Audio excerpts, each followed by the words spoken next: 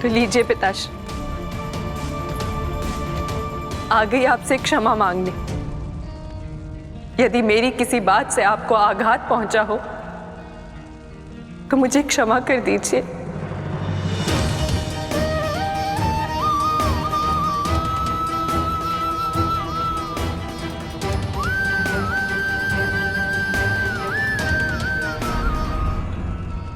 समझ गई।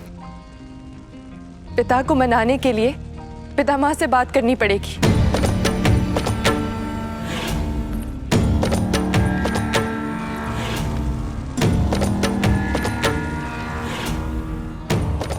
प्रणाम पितामह। प्रणाम श्री नारायण। पितामह, पिताश्री से कहिए ना कि क्रोध त्याग दे।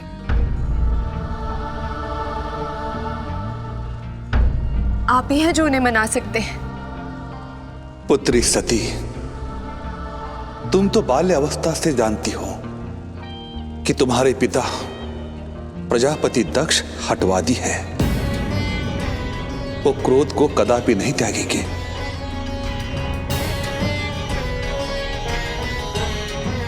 ये क्या पितामह, आपने प्रयास करने से पूर्व ही कह दिया कि वो क्रोध नहीं त्यागेंगे।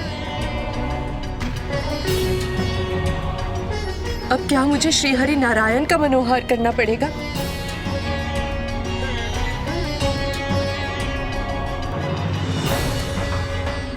प्रभु, अपने आराध्य शिव की वामांगी के लिए अब आप ही को कुछ करना होगा, जिससे पिताश्री का क्रोध शांत हो जाए। श्री नारायण के पास निरर्थक बातों के लिए समय नहीं है।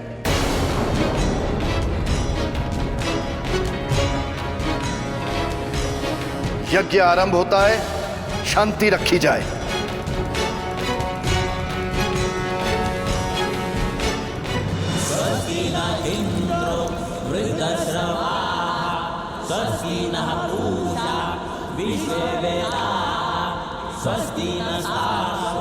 शिव के अंश का अवश्य नहीं डाला।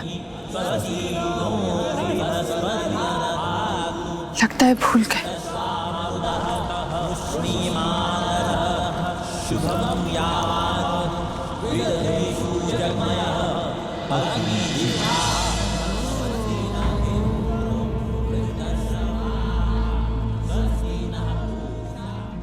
त्रिदेव 3 और आसन केवल 2।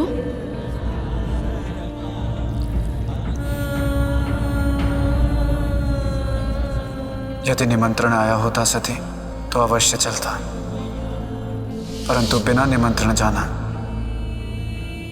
मर्यादा के विरुद्ध है।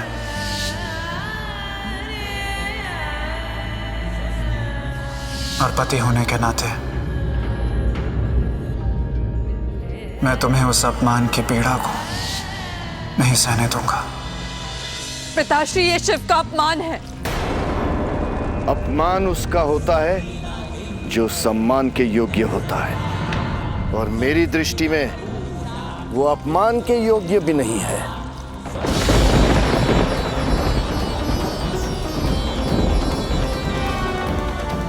वो आपके जमाता है और जमाता आपकी प्रतिष्ठा। उनके विषय में ऐसी निम्न स्तरीय बातें आप भरी सभा में कह रहे हैं। वो आपकी पुत्री के पति हैं।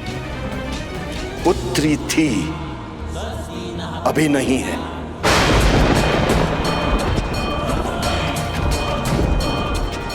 तेरी अंत्येष्टि मैंने उसी दिन कर दी थी जिस दिन तू उसके साथ यहां से विदा हुई थी।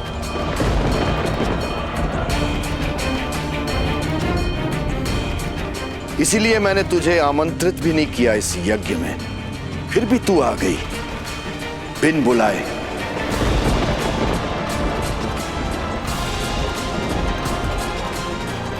इसलिए कि तू और वो कापालिक दोनों चाहते थे कि मैं उस अघोरी का सम्मान करूं, उसे स्थान दूं, उसे यहां बुलाऊं।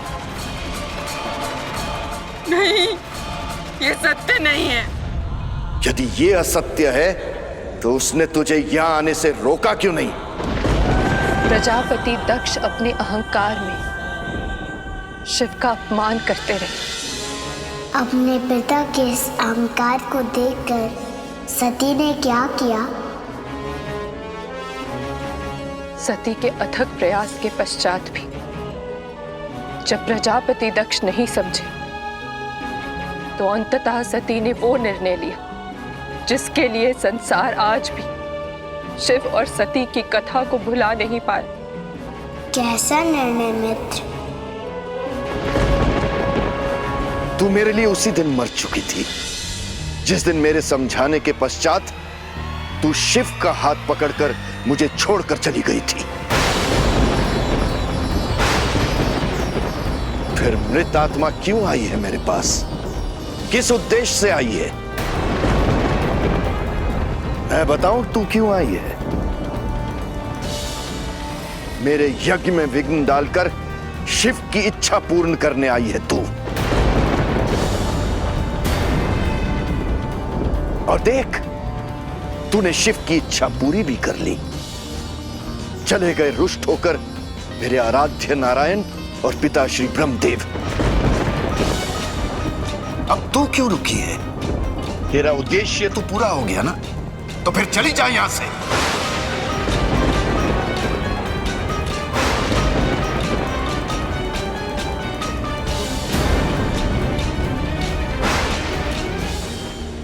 परंतु अब मैं जाऊं तो जाऊं कैसे पिताश्री?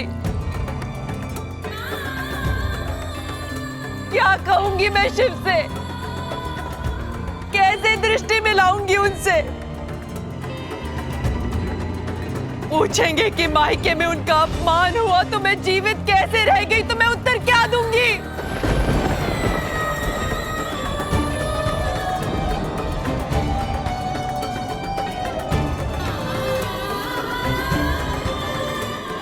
नहीं पिताश्री, नहीं। अब मैं शरीर के साथ शिव के समक्ष नहीं जा सकती।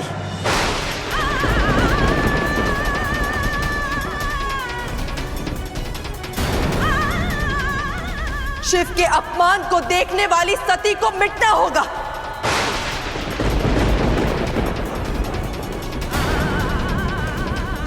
पिताश्री, आज तक मैं आपके लिए मानसिक रूप से मृत थी, परंतु आज मेरी शारीरिक अर्थात सांसारिक मृत्यु होगी।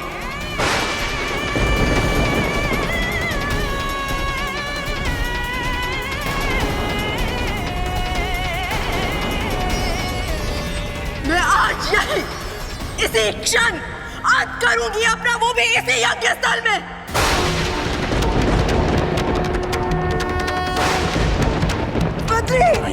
बैठ जाइए, हम यज्ञ पर बैठे हैं। यज्ञ पूर्ण होने तक स्थान से उठा नहीं जाता। स्वामी, अग्निदेव प्रकट होइए और जलाकर भस्म कर दीजिए मुझे। अग्निदिने पुरोहितं यज्ञस्य देवं ऋग्विजं होतारं रत्नधातमं महाज्वालाय पावकम्। अग्निदिने पुरोहितं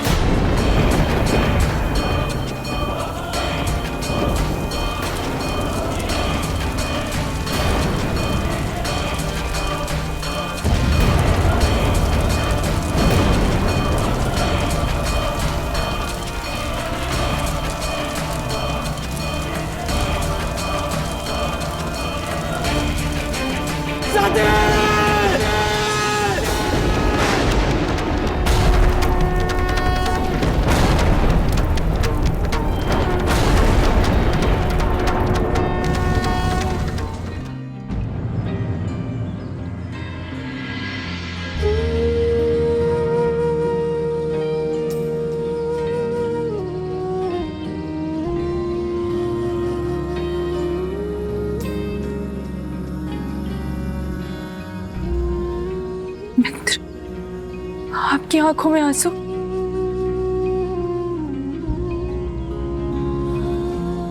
ना जाने क्यों इस कथा की पीड़ा अपने से लगी। सती का जलना मेरी आत्मा को वेध गया।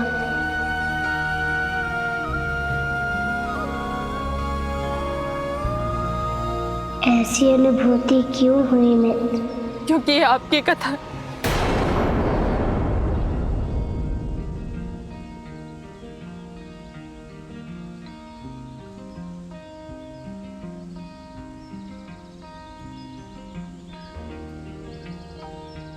आप भावुक हैं।